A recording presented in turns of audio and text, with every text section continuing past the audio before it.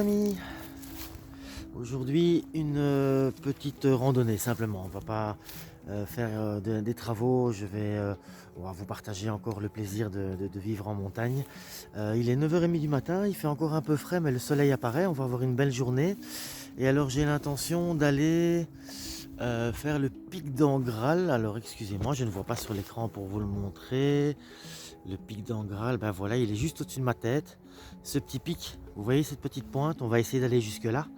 Ce qui m'oblige en fait à faire un tour, donc de monter d'abord ici derrière moi, de monter.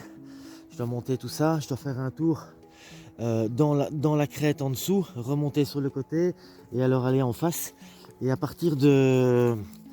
attendez, de ici en face derrière moi, ben là en fait il n'y a pas vraiment de chemin clair, comme d'habitude, hein, toujours ici on a tendance à vraiment être dans la nature sauvage et donc j'ai eu des indications pour trouver un chemin qui est peut-être pas dégagé, c'est bien le problème que je vais avoir parce qu'il y a un chemin, il faut juste le trouver, mais j'ai eu des informations suffisamment précises. Je vais jeter le bâton pour ma pépette hein, qui est toujours au taquet, hein.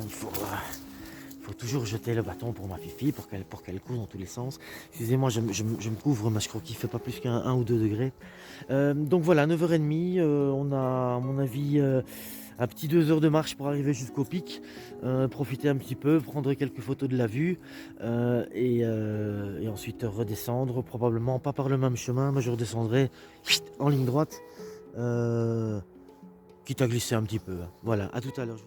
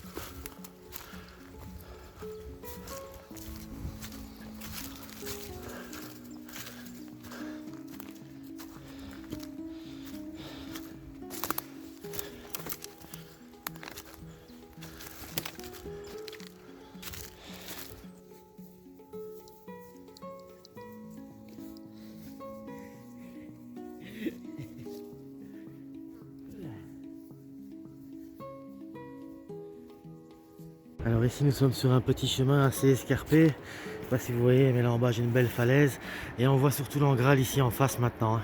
Donc moi c'est la pointe la plus à l'extrémité que je veux pour avoir une belle vue, mais le plus haut il est là, mais je pense qu'on passera, c'est à peu près plat là-bas. Et donc voilà, je suis à peu près à un quart du chemin maintenant, à peu près, et mais on avance, hein, on avance doucement. Ici c'est un petit peu moins... comment dire, il y a moins de dénivelé, ça monte et ça descend, c'est un peu bosselé. Et voilà. Et ici, je vois aussi, il y a beaucoup de dégâts durant l'hiver, beaucoup d'arbres cassés à cause du poids de la neige. On a eu beaucoup de neige au début de l'hiver. Depuis fin décembre, on a vraiment du beau temps, mais sachant qu'on est début février maintenant, je sais pas, le 9 ou le 10, quelque chose comme ça. Il y a pas mal d'arbres qui ont cassé, hein. Bon, c'est bien pour la faune aussi, hein. Allez, je vous reprends au pont comme je l'ai déjà dit en fait. Et nous voilà au pont les amis. Donc ça doit faire à peu près je dirais un bon 3/4 d'heure que je marche. J'ai pas regardé l'heure, attendez, je peux le vérifier maintenant. Ça fait 37 minutes que je marche pour être précis. Voilà, j'en suis à peu près à la moitié du trajet là. À peu près, je suis à mon pont comme je vous l'avais signalé. Je vais retourner la caméra. Je disais donc nous voilà au pont avec toujours ce beau soleil qui nous tape dessus. Je commence déjà à avoir bien chaud. J'ai déjà enlevé une couche. Roquette s'est déjà baignée dans la petite rivière précédente. Alors on va passer le pont. Hein. Ah oui, c'est vrai, je peux vous montrer. Je sais pas si vous voyez, il y a un chemin qui monte par là. C'est par là que j'ai fait la première tentative de monter au pic du Piolou, que j'ai pas réussi, mais que je n'avais pas filmé, mais je vous en avais déjà parlé. Et alors d'habitude, ce que je fais comme chemin, si je traverse le pont et je redescends, ce que je vais faire maintenant, mais il y a une bifurcation que je dois trouver, que je n'ai jamais vue, direction le pic d'Angral, l'endroit où l'on va. C'est une belle image comme ça, avec le pont, le chien et l'eau. On a encore un beau courant, hein. Il y a encore pas mal de jus qui coule de la montagne. Hein. Hop, hop. Alors, Roquette a laissé tomber son bâton. Regardez ici, c'est à l'ombre, c'est encore gelé. Donc on va redescendre un petit peu jusqu'aux granges. Je vais vous reprendre aux granges, c'est dans 300-400 mètres.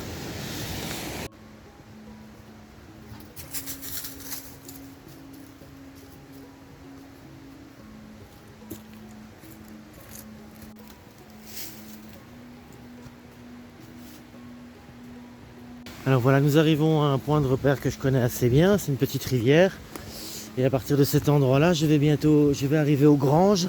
Et on m'a demandé de bien faire attention au chemin. Ah bah, déjà là.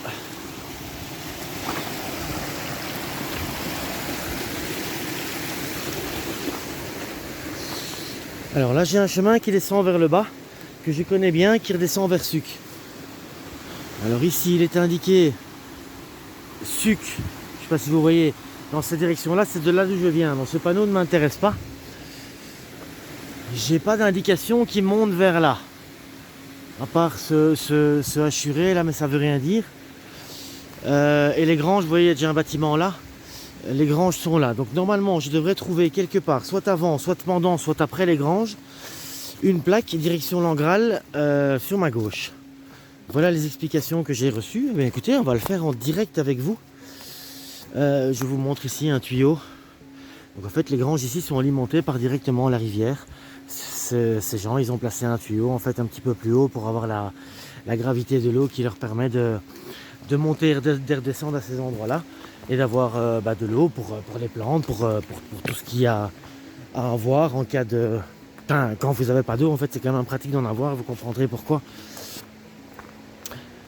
Alors, nous voilà dans le petit dédale. C'est un coin très joli ici d'ailleurs, je trouve. Ici, c'est une ruine, hein. Je ne sais pas si vous voyez. Il y a encore les bâtiments, enfin l'encadrement des anciens bergeries, etc. Ici, il y a encore une ruine, des bâtiments qui étaient en pierre sèche. Enfin, il y avait un petit peu de mortier à l'extérieur, mais pas beaucoup. Alors, on progresse. Donc, je couperai au montage si c'est trop long de trouver ce chemin, mais je regarde bien partout. Il va falloir que je nettoie mon téléphone, j'ai bientôt plus de... Tiens, encore une ruine ici. Oui, j'ai un carré. Et là encore un carré.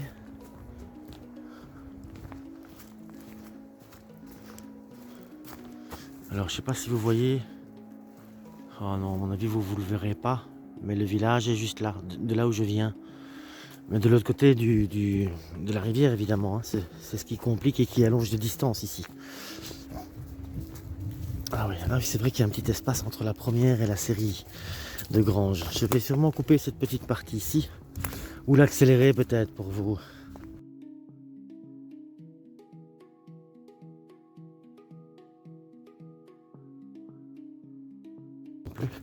Je connais bien l'endroit ici, hein. Je suis souvent venu. Vous m'avez déjà vu poser ici. Alors là j'ai un chemin qui monte apparemment, mais à mon avis ça monte sur le haut des granges et je vois pas de plaque. Alors je regarde bien. Ah, il y a un chemin là aussi au-dessus. Celui-là je l'avais pas vu. Mais je vois pas de plaque. On m'a garanti qu'il y avait une plaque. On m'a garanti qu'il y avait une plaque. Donc ah, il y a une plaque là. Je l'avais pas vue. Ah bah voilà. Voilà, je la vois. Putain, je l'avais jamais vue cette plaque. Tout en haut. Alors je peux pas zoomer évidemment. Non, je peux pas zoomer. Mais il y a bien écrit Angral. Donc nous devons nous diriger par ce chemin-là. Normalement, moi je descends ici et je continue entre les trucs. Et donc ce sera... Mais il y a une deuxième plaque ici qui m'indique de monter là-haut, mais je n'arrive pas à la lire. En gras. Mais c'est pas l'Angral. Bon, de toute façon, l'Angral il est là au-dessus et le chemin m'emmène par là. Ce chemin-là ne m'emmène pas forcément dans la même direction, donc on va tenter celui-ci. Hein. Moi j'ai la plaque en Angral dessus. Donc voilà, on est parti sur un chemin qu'on ne connaît pas à partir d'ici. Je savais même pas qu'il y avait un petit chemin juste parallèle ici.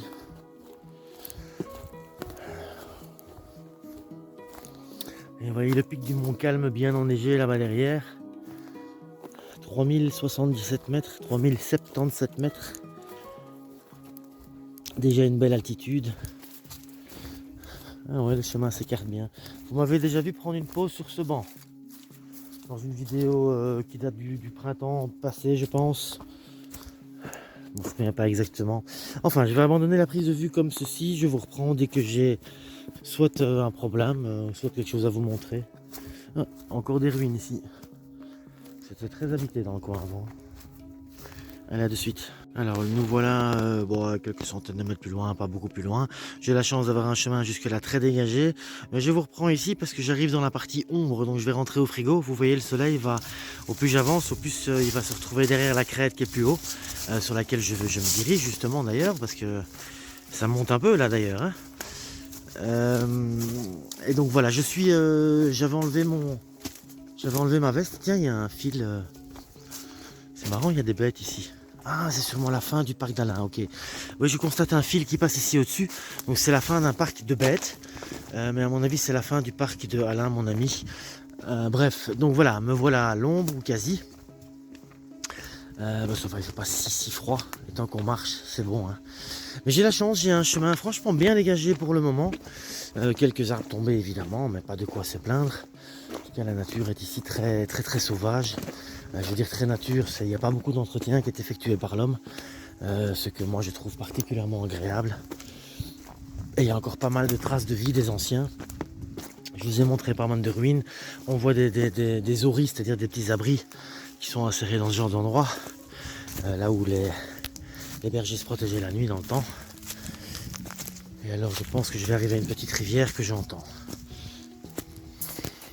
Ah, voilà les amis, je fais une petite pause, j'ai bu un peu d'eau, j'ai commencé à avoir chaud. Comme vous voyez, je suis de nouveau au soleil. Dans ce sens-là, voilà, j'imagine que vous voyez, moi je vois rien, je suis à contre-jour, mais vous voyez le soleil est de nouveau au-dessus de la crête parce que je suis monté un petit peu là. Je suis vraiment occupé à monter, je sais pas si vous voyez d'où je viens. Là je viens de me taper, je sais pas, 200-300 mètres à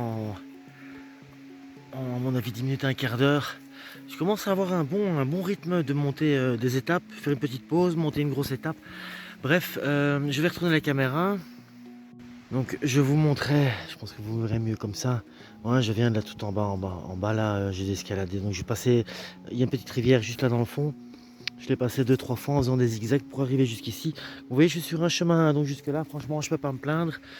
Bon voilà, il y a souvent des arbres qu'il faut escalader, etc. J'en ai escaladé ou grimpé en dessous de plusieurs,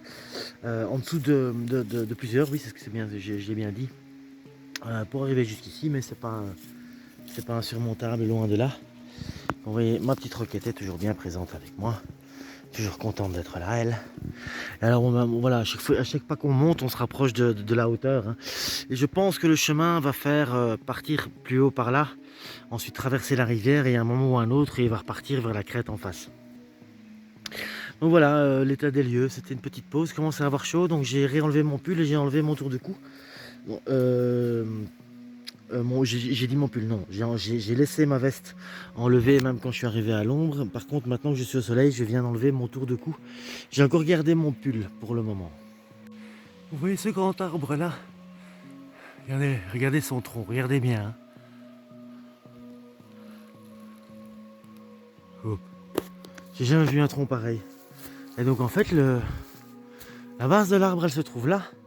Et le tronc, il est descendu comme ça en courbe, et puis hop, il est remonté. Vous imaginez le temps que ça a pris pour remonter? La nature est incroyable. Elle est capable de faire des choses. Regardez-moi ça, on dirait un serpent enroulé avec sa queue vers le haut. Enfin, c'est un truc de fou. Allez, qu'est-ce que c'est pour un arbre? Et comme vous voyez, moi je m'amuse avec les arbres qui sont tombés. Hein. Je m'amuse. Hein. Enfin bref, je vais rattraper Roquette qui je ne sais pas où. Ah ouais, elle est là, je la vois. Bon ben, on va encore s'amuser sur celui-ci. À mon avis, on va passer en dessous, au-dessus. Je vous emmène avec moi. Hein. Ça vous partagez le bonheur de la brousse. Oh, alors ici, on est passé en dessous. Là, on passe au-dessus. Et ensuite, on passe en dessous. Ah merde, mon sac à dos est calé. Ah, voilà. Ici, on a les branches. Ah. Allez, j'ai un beau gouffre à côté de moi maintenant, du coup. Ah. Ça va, choupinette? Ça va, mon bébé? Parce qu'ici, mon bébé. Il est où, mon bébé d'amour? Il est là, ma fifi? Elle est où, ma fifi? Il est où, ma fifi? Elle vient même pas me dire bonjour. Ah, oh, c'est mon bébé. Oh, ça, c'est mon bébé, ça.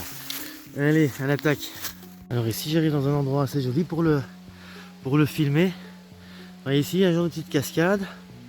Là, une petite cascade. Et une troisième plus haut. Et une quatrième plus haut. Et une cinquième plus haut. Je sais pas si vous voyez tout. Bon, de toute façon, je vais avancer. Mais c'est très joli. C'est une forêt. En un coup, donc voilà, j'étais dans une forêt très broussailleuse comme ça. Et alors, en un coup, j'arrive dans une forêt très large. Avec apparemment quasiment. Ah non, non, il y a pas mal de pins aussi. Vous voyez encore des pins qui sont verts. Mais sinon, c'est pas mal du feuillu. J'ai beaucoup d'humus sur le sol. Et alors, j'ai ce genre de 3, 4, 5, 6 presque petits barrages, petites terrasses, je sais pas comment l'expliquer. C'est très joli comme petit coin ici. Ah, et ici, il y a des renforcements faits par l'humain pour ne pas que les différentes terrasses se cassent la gueule. C'est marrant. Ouais. J'avais absolument pas soupçonné un endroit pareil ici. Vous voyez des plaques, je vois A2 ici. Là, je vois une plaque aussi N3. Qu'est-ce que ça veut dire? Je ne sais pas. Car même si ce sont des murs créés par l'homme, c'est toujours joli les petites cascades. Oh, par contre, maintenant, j'ai de nouveau froid. Il y a un vent très frisquet qui tape. Je ne sais pas si vous voyez les différentes cascades plus haut. Attendez, je vais changer de mode. Voilà. Regardez, on en voit une juste au-dessus de l'arbre. Une plus haut. Et alors, à l'œil nu, j'en vois encore une, mais là sur l'écran, je ne la vois pas. Si, peut-être, si vous voyez bien. Enfin, bref, c'est mignon. Alors, donc, de ce côté-là, c'est ma Roquette. Et là, ça remonte du côté de Sucre, en tout cas, ou vers ce qu'on appelle la sapinière. Mais moi, je vais plutôt de ce côté-là. Et je vais remonter tout ça pour aller ici à la crête, là, hein, en dessous des arbres. Je suis déjà, à mon avis, à plus que la moitié de la progression, je pense. Je sais pas. On verra bien. On va avancer encore un peu. Hein. Bon. J'ai un dilemme, les amis. Alors, je suis... donc, je viens de là. Là où je vous ai montré les fameuses cascades. Là où on voit la une. Je sais pas si vous voyez en bas. Donc, je suis déjà un petit peu plus haut. Pas beaucoup plus haut, mais quand même plus haut. Alors, voilà. Je n'ai pas de plaque. Mais je suis confronté à 3 chemins possibles. Alors, j'ai soit un chemin qui part par là. Et qui redescend en fait de là où je viens, ça m'intéresse pas trop. J'ai un chemin qui part par là et qui va dans la direction qui m'intéresse, mais par contre qui descend. Moi ça m'intéresse pas descendre, je voudrais bien monter. Ou alors j'ai un chemin ici qui monte, mais qui ne va pas dans la bonne direction par contre. Je me dis, en toute logique, je devrais être malin et prendre celui-ci qui m'emmène dans la bonne direction, descendre et après probablement remonter. Moi je suis pas fan de descendre pour remonter, je préfère monter pour descendre. Qui plus est, alors j'ai de nouveau pas regardé l'heure, mais je pense qu'on approche les 11h. Ça fait bientôt 2 heures que je suis parti. Mais j'ai encore facilement 7 heures devant moi et toute la journée. Alors j'ai pas de provisions, mais j'ai à boire. Je me dis merde, hein, quitte à perdre encore 1 heure et faire un détour, ben je crois que je vais monter encore. On va encore se faire mal, parce que de toute façon il faudra se faire mal encore. Alors j'aime autant me faire mal tout de suite pour redescendre plus tard. J'ai regardé sur Google Earth, je suis à 1550 mètres, en sachant que le pic là est à 1700, ben je suis pas loin, je suis à peu près à 150 mètres. Mais je crois que j'aurai plus à faire pour y arriver. Donc voilà, voilà, je vais remonter, puis je vous tiens au courant un petit peu plus loin de voir où j'en suis. Je fais encore une petite pause parce que ça claque quand même. Je sais pas si j'ai fait le bon choix, mais en tout cas je suis en face de là où je devais être. Évidemment il y a un pic plus haut qu'on ne voyait pas là tout à l'heure. Mais moi c'est là que je voulais aller. Étant donné que je suis à la hauteur et que d'après ce que je vois sur le chemin, mon chemin commence à moins monter et à tourner par là. À mon avis c'est bien le bon chemin. Par contre je suis occupé à me demander si je ne rentrerai pas par la sapinière. C'est-à-dire par là au-dessus, afin de redescendre au village qui se trouve à peu près là en dessous, quelque chose comme ça. Je ne le vois pas d'ici, mais voilà, que dire. C'est quand même magnifique. Vous voyez quand même bien les montagnes à travers les arbres. Donc on a le mont Calme là, et là, cette bosse là que vous voyez juste derrière cette branche là, s'appelle ah merde, c'était le pic ou la crête du Nègre? Le col du Nègre, oui, le col du Nègre, je pense, de mémoire. Enfin, voilà. On verra bien, hein. En tout cas, je continue mon chemin. Il y a ma pépette qui m'attend comme d'habitude, qui n'est même pas fatiguée, elle sait pour rire. Et alors, je vais quand même essayer d'aller jusqu'à l'Angral comme prévu. Et en fonction du temps d'arriver jusque là, soit je redescendrai comme j'avais prévu sur Centenac directement, soit je reviens en arrière et je me fais toute la crête de la Sapinière pour redescendre sur Suc, à peu près par de là où je suis venu. Mais ça on verra tout à l'heure. On va commencer par déjà arriver à notre objectif initial, parce que ça j'ai quand même envie de le faire. Allez, à tout de suite. Voilà les amis, je suis arrivé à un sommet, mais pas le bon. Je me suis fait avoir. J'ai pris, voilà, de là où je viens, je vous montre tout de suite, je vais retourner la caméra, de là où je viens, le chemin ne partait pas dans la bonne direction, donc j'ai pris à travers les bois, j'ai coupé tout droit en montant, en suivant le soleil en fait. Hein. J'arrive ici sur le sommet d'une crête, mais celle que je veux, c'est celle d'en face. C'est con, hein. Je vous remonte là, je vous tourne la caméra. Je suis arrivé par là, je dirais 200 mètres plus bas. J'ai perdu le chemin, donc je suis monté comme ça, elle est relativement en diagonale, mais je suis monté quand même assez sèchement. Donc la crête derrière moi continue à monter, mais là je suis sur la partie la plus haute que vous voyez à cet endroit. Juste en face j'ai encore un petit rocher, mais voilà, c'est accessible par là et on a la même hauteur. Et moi je voulais aller sur cette crête là en face. Alors comme vous voyez je suis plus haut. Il y a une crête qu'on ne voyait pas dessus parce qu'elle est décalée par celle-ci, enfin bref, celle-ci je suis un poil plus bas mais pas beaucoup plus. Mais alors je ne me sens pas trop de redescendre pour aller faire ça. Honnêtement, je trouve ça un peu dommage, en sachant l'endroit où je me trouve, que je suis déjà plus haut que prévu. Je pense que je vais faire comme ça. Je vais me poser d'abord un petit peu, et puis je vais en fait... d'abord, je vais faire ceci avec vous. Ça, c'est la première chose que je me suis dit, c'est d'aller voir l'autre côté de la crête. Parce qu'évidemment, du côté habituel, c'est chez moi, donc j'ai l'habitude. Mais on va aller voir... tiens, regardez, il y a trop de cochons là. On va aller voir de l'autre côté de la crête, qui est donc la vallée de Vigueusseau. On voit très bien Goulier-Neige aussi, on voit ici à travers. Mais c'est une chouette forêt bien dégagée ici, je veux dire, c'est vraiment très agréable. J'ai même un beau coin plat. Regardez, ça se dégage, regardez, c'est pas magnifique tout ça.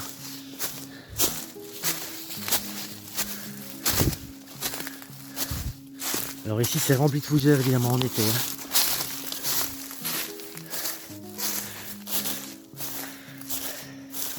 Là on voit bien la crête juste en face, celle que je voulais atteindre en fait. Hein. Non pardon, non, celle qui est devant celle-ci. Donc oh, tiens, il y a même de la neige ici. Évidemment Roquette va aller sur la neige, bah oui ça c'est garanti. Voilà mon Calme là derrière. L'Andron là, c'est ma Roquette tout de suite, elle se couche dans la neige. Hein. Et elle mange de la neige. Ça par contre, je sais pas si elle est bonne, ça fait un bout de temps qu'elle est là, hein, cette neige pépette. Enfin, je vais pas t'en empêcher. Oh, elle est encore bien dure en plus. Oh, et vous voyez, je crois que je vais pouvoir... Tiens, je vois quelque chose. Ah oui, c'est une tache de neige que je vois. Je vais m'approcher sur ce petit bord là avec vous, voir si on a une vue là-bas sur le côté. Je pensais pas que cette crête était si large. C'est marrant hein, parce que d'en bas, on n'a jamais une vue d'ensemble. On voit pas tout bien. Il faut vraiment aller jusque là pour comprendre comment c'est. J'ai l'impression d'être un peu dans la garrigue. C'est tout sec, c'est tout... Ouais, ce sont toutes des fougères couchées tout ça. Hein. Donc ici c'est un champ de fougères en été. Hein. C'est ce qu'il faut se dire, pas de fougères et de ronces, hein, sinon c'est pas marrant.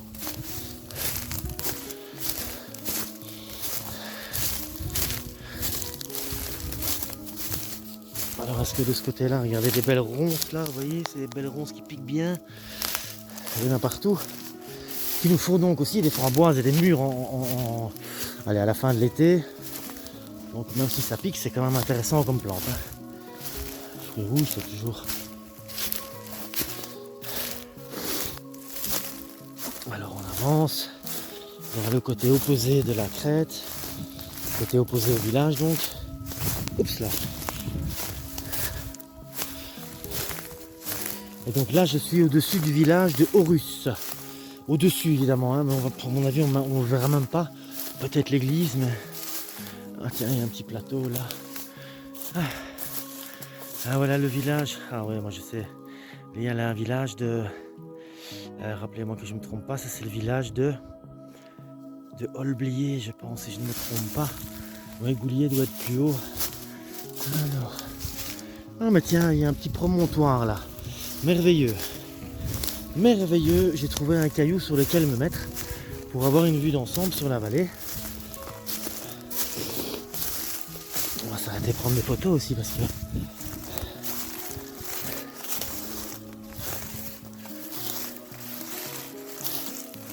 Regardez mon caillou là. On va se mettre bien pour observer sur le caillou. Ah, on voit Vic de Sceaux là en dessous. Alors attention, tu marches parce qu'ici je ne vois pas bien. Je ne vois pas bien du tout. Ah oui, on voit Horus. Je sais pas si vous voyez. Alors je vais essayer de vous montrer. Là. En tout cas moi à l'œil nu je le vois. Mais attendez, sur mon promontoire on va pouvoir le voir correctement. Alors, je vous assure c'est un peu stressant de marcher là-dedans parce qu'on ne voit pas sur quoi on marche. Mais bon.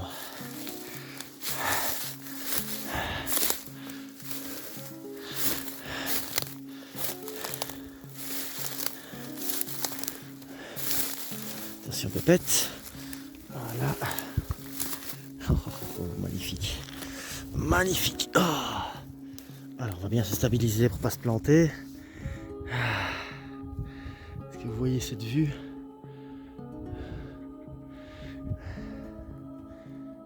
Oh là là là, c'est magnifique.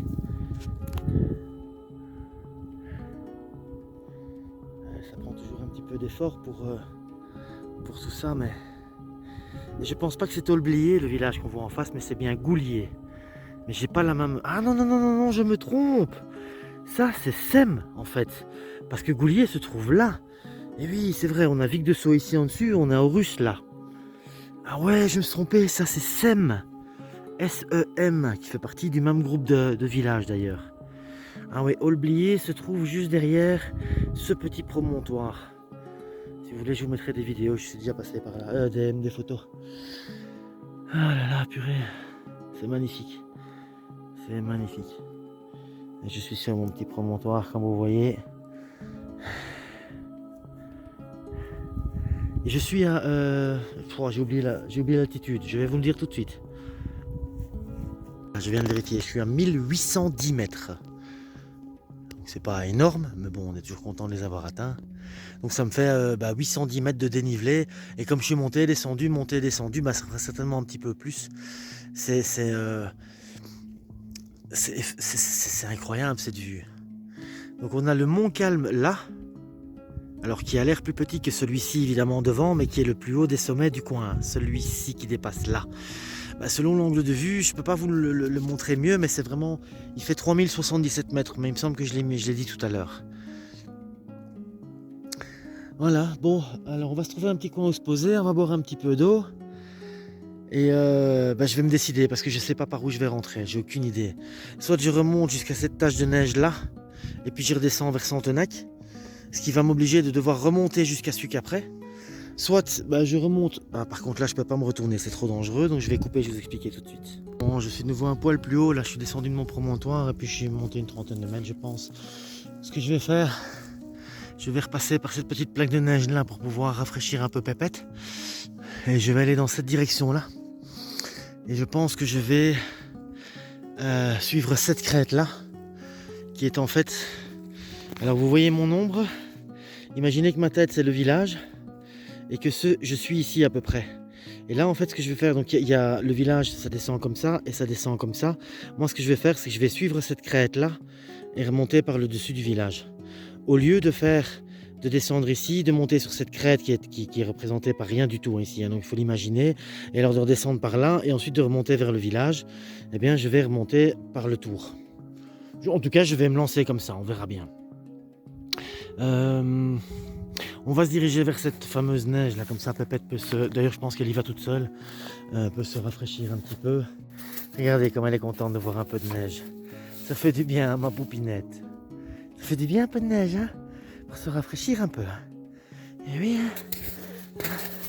Elle est bien gelée en plus, hein. C'est encore du béton la neige, hein. Ouais. Là, si on marche un peu par là, à mon avis, on verra encore de la neige, hein. Regarde, on arrive, on n'est pas encore au sommet parce que je pense que ça continue à monter encore un peu. Regardez comme elle est contente. Comme elle est contente. Ouais, ça fait du bien du frais, ma fifi. Hop là, roulez boulet. Ça fait du bien. Alors tu te mets dans l'ombre de papa sur la neige, là ça fait du bien. Si, ça fait du bien. Si. Ouais, ça fait du bien. C'est bon, bien frais. Hein, ma beauté. C'est ma beauté d'amour, ça. C'est qui, ma fifi? T'as de ces regards là. On dirait une tueuse. On dirait une tueuse. Regarde-moi ça. Ah, ça m'énerve là. Je peux pas zoomer moi là-dessus.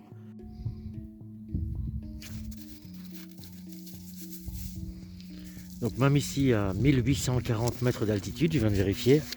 Il y a ma Pépette qui est toujours à fond. Pour jouer. Comme d'habitude. Ça n'arrête jamais. Ça n'arrête jamais. Donc, je viens de passer une bonne dizaine de minutes là à observer la nature environnante qui est trop magnifique. À laisser mon chien se rafraîchir à son aise et lui trouver un bâton pour jouer. Et alors donc j'ai regardé un petit peu la carte, donc je vous ai dit je suis à 1840 mètres d'altitude. Dans cette direction là devant nous, ça monte jusqu'à 1920 si j'ai bien vu. Ensuite ça se stabilise et puis ça monte, ça descend, mais peu importe. Par contre en distance, alors j'ai déjà fait 4 km 770 pour être précis. J'aurai quasiment le double pour rentrer, mais par contre ce sera beaucoup plus facile. Donc honnêtement je me sens capable d'y aller. Donc nous allons encore jouer un petit peu avec Papette, je vais finir ma cigarette et on va se lancer. Pour la suite, hein, Papette, qu'est-ce que t'en penses? On va encore lancer un peu le bâton? On va lancer encore un peu le bâton, ouais? Regarde, montre à tout le monde un petit peu comme tu cours vite. On va l'envoyer vers le haut.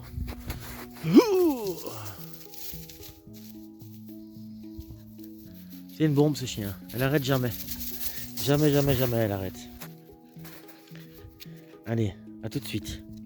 Avant de repartir après cette pause, j'ai fait une petite vérification de l'itinéraire. Je ne vais pas reprendre la crête du haut comme je pensais, parce que là ça risque d'être un peu long et un peu compliqué. Ce que je vais faire, c'est que je vais essayer de récupérer le chemin qui n'allait pas dans le bon sens que j'ai arrêté de suivre tout à l'heure pour prendre dans les bois pour vers ici. Je vais essayer de le retrouver, il va être assez facile parce qu'il y avait des cordes blanches de Alain là pas loin, donc je vais devoir pouvoir le retrouver assez facilement. Et alors je vais repartir dans la Sapinière, c'est un endroit que je ne connais pas encore, donc je suis assez curieux de le visiter, parce qu'avec Alain, durant l'été, il est possible que je doive y aller, donc je suis intéressé de connaître le coin.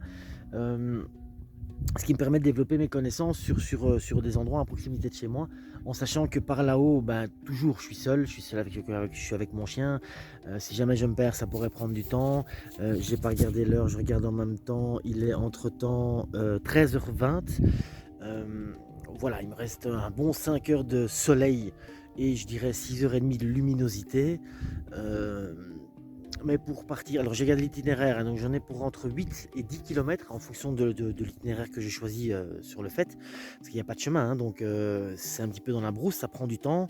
Il faut monter pas mal parce que j'ai bien regardé, comment vous expliquer, je suis à 1840 mètres maintenant, le plus haut pourrait être à 1220 mètres, non 1120 mètres pardon, si jamais je montais par là. En montant et descendant, donc je vais me le taper plusieurs fois. Et comme je vous le dis, il n'y a pas de chemin, il est possible que je me retrouve un peu sur des sommets rocheux, etc., que j'ai des problèmes pour descendre, que je dois aller plus loin ou que je dois revenir en arrière. Ouais, j'ai pas trop envie de prendre le risque de me retrouver coincé. Donc pour une question de sécurité, je vais reprendre un chemin pour être certain. Mais par contre, je vais essayer d'aller le plus loin possible vers le Pulou, pour repasser sur le pont de tout à l'heure, voire même plus haut, parce que d'après ce qu'on m'a dit, il y avait un pont en bois plus haut.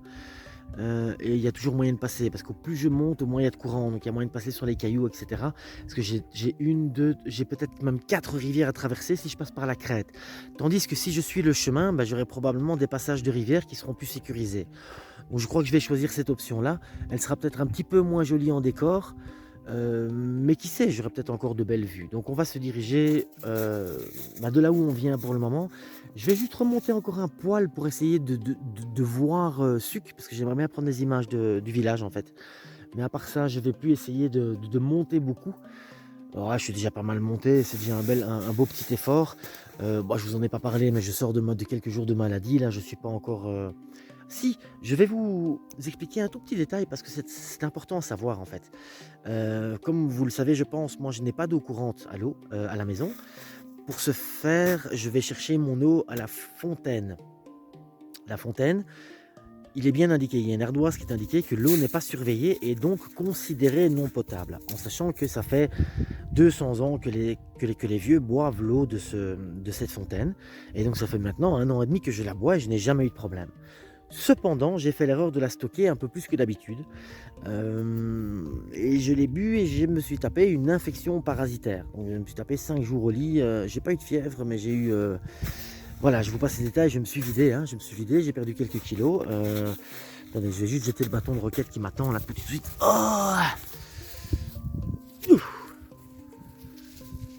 à fond.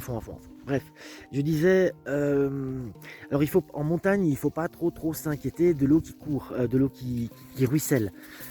Parce que bon, même si elle est éventuellement chargée de bactéries, elles n'ont pas eu le temps de se développer, en sachant qu'il y a 2 éléments qui sont très importants. L'eau coule, et en plus elle est très froide ici. Donc, du coup, voilà, les bactéries ont un petit peu du mal à se développer dans l'eau courante. Cependant, si je la stocke, cette eau, dans un endroit fermé avec une température relativement régulière à la maison, effectivement, les bactéries ont tendance à se développer. Et donc là, si vous conservez cette eau, bah, le médecin m'a dit 48 heures. Au-delà de 48 heures, la proportion de prolifération de bactéries devient trop importante pour pouvoir être supportée par l'organisme. Et alors, ça fait un petit peu des dégâts. Et donc, pour ce faire et pour sécuriser tout, je vais essayer de me focaliser sur une conservation de maximum 48 heures. Et si je dépasse ce délai, de la faire bouillir avant. Mais ce serait une bonne leçon. Je vous assure que j'en ai chié. C'est pas un jeu de mots dans ce qui m'est arrivé, mais j'en ai vraiment chié parce que j'ai eu très mal, beaucoup de crampes, etc. Mais bon, voilà, c'est passé. Et pour en revenir à la raison pour laquelle je vous raconte ceci, c'est que je suis encore un petit peu faible et que je voudrais pas me mettre aller trop loin. Il faut rester humble en montagne parce que bon, je suis seul. Si je me plante et que je me casse la cheville, j'ai un problème. J'ai vraiment un problème. Il faut que l'hélicoptère vienne me chercher, tout le machin. Donc il faut rester humble en montagne. Il faut admettre que le physique, il n'est pas infaillible et que si jamais il y a le moindre problème, je suis ici isolé de tout. Alors je suis pas très loin, mais pour venir me chercher, c'est tout de suite la galère, quoi. Et pour me retrouver encore plus. Donc on va agir dans le domaine de la sécurité et de la réflexion et de la sagesse. Et je vais plutôt me diriger vers un chemin qui est donc pas balisé malheureusement, mais en tout cas qui est fixe, avec des ponts et des passages de rivières, etc., qui sont plus ou moins sécurisés et qui vont pas me mettre plus en danger que ça. Donc voilà, je vais pas trop parler et je vais me relancer. Allez Pépette, on y va, direction la sapinière.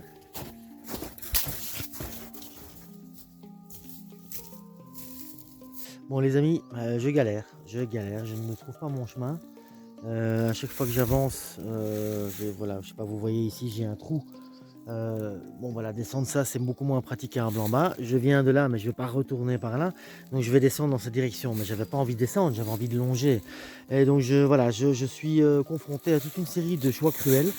Parce que monter, descendre, j'aime autant l'éviter, j'aime autant choisir une trajectoire qui est la plus directe possible. Étant donné que j'ai pas de chemin, voilà, je dois tourner, contourner, etc.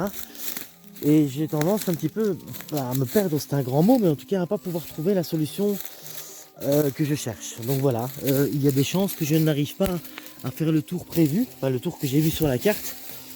Oh là là, ici c'est de nouveau un trou là de 15 mètres. Je vais retourner la caméra, vous allez voir. Ici j'ai un trou qui mène jusqu'à un petit ruisseau.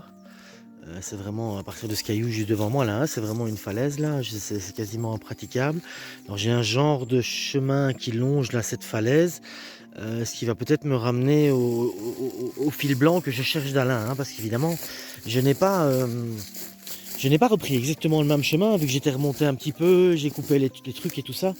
Et donc j'essaye de retomber sur mon point de repère, mais là pour le moment je ne trouve pas trop le chemin à prendre. Et comme vous voyez, je suis vraiment tiens, cet arbre me dit quelque chose.